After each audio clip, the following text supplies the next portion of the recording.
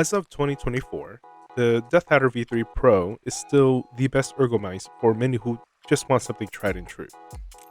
Razer has been releasing fantastic hardware for their recent mice product, and it checks off many boxes for those who are looking for a no-nonsense mouse for bigger hands.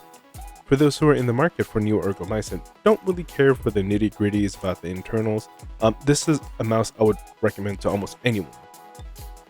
Some of the things that the Deathadder V3 Pro has are optical switches, so many don't have to worry about potential double clicking.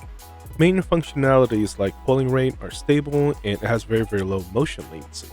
So almost everything about it is perfect for those who are looking for a large ergo mouse. Much like my previous video that complains about plastic riveting for shells, Razer's newer line of gaming mice such as the Viper V2 Pro, the Deathadder, and also the Cobra uses riveting to keep their paddles attached to the body. The good news is that the Deathadder V3 has much less awkward nooks and crannies unlike the Viper V2 Pro, so cleaning them will be a lot more easier. During disassembly, the status indicator for batteries and profile is attached to the front of the PCB board.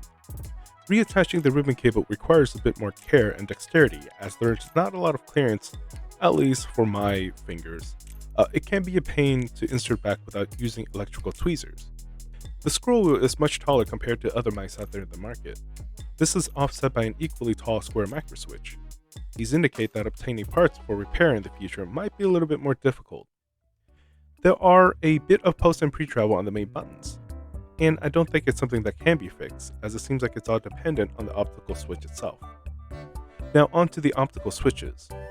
Razer's Gen 3 opticals have the same form factor as the LK opticals used in Cooler Masters and Rocket mice. Opening up the switch, you could see the distinct plunger that blocks the light from the light-emitting diode, which breaks contact, signaling a click.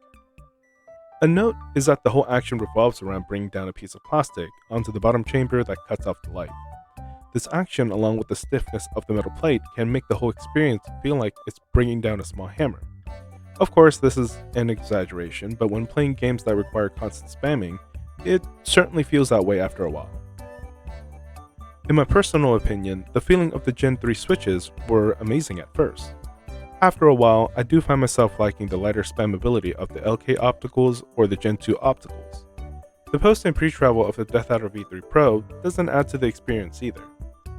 For those who are interested in silencing the switch, disassemble the mouse and take out the main switches.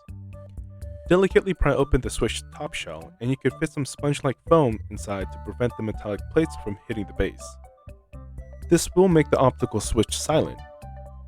You could also try to insert small slips of paper in between the metallic plates to reduce the sound of the switch. I have tried this method, however. The positioning of the strips of paper has to be exact, or you end up with two distinct sounding switches.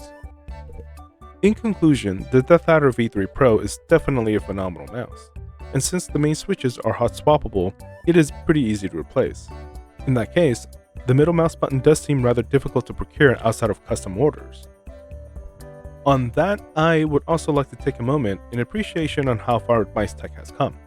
The thinness and the size of the board is proof that Moore's Law is still in effect, and there are absolutely more that hardware engineers and designers can accomplish, and I'm absolutely excited to look forward to that. With that, thank you guys for watching, and hopefully we'll see you in the next video. Thank you.